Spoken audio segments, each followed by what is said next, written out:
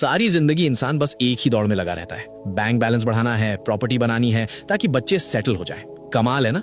हम उस दौलत के लिए मेहनत करते हैं जो हमारे मरने के बाद हमारे ही बच्चों के दरमियान झगड़े और फसाद की वजह बन जाती है।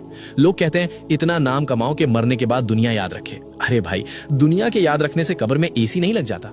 दुनिया 2 दिन रोएगी, तीसरे दिन बिरयानी खाएगी और भूल जाएगी। असली इन्वेस्टमेंट वो नहीं जो बैंक में पड़ा है, बल्कि वो है जो आपके जाने के बाद भी आपके खाते में करेंसी यानी नेकियां भेजता रहे।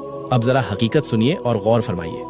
इस्लाम में इसे कहते हैं सदकाए जारिया, यानी वो नेकी जिसका सवाब इंसान के इंतकाल के बाद भी रुकता नहीं बल्कि कयामत तक जारी रहता है। सही मुस्लिम की हदीस 1631 गवाह है कि मरने के बाद इंसान के अमाल का सिलसिला खत्म हो जाता है सिवाय 3 चीजों के, जिनमें से एक है वो नेकी जिसका नफा यानी बेनिफिट लोगों को पहुंचता रहे। तो अगर आप चाहते हैं कि कब्र की तन्हाई में भी आपका रिवॉर्ड सिस्टम चालू रहे तो ये 6 काम आज ही नोट कर लें।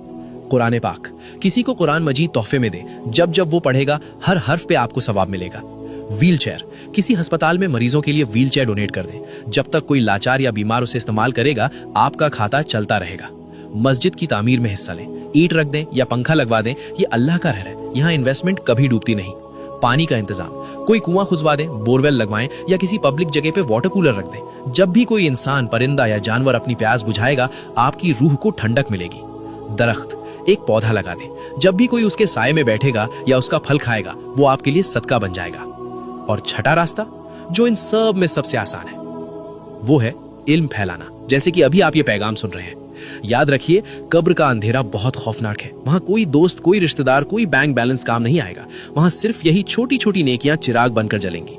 मौत का कोई कैलेंडर नहीं होता, बुलावा कभी भी आ सकता है, इसलिए इंतजार मत कीजिए। ये छठा काम अभी करें। इस पैगाम को अपने मुस्लिम भाई बहनों तक पहुंचाएं। अगर आपकी वजह से किसी एक ने भी इनमें से कोई एक नेकी कर ली तो सोचिए आपकी आखिरत का कितना बड़ा सामान तैयार हो जाएगा।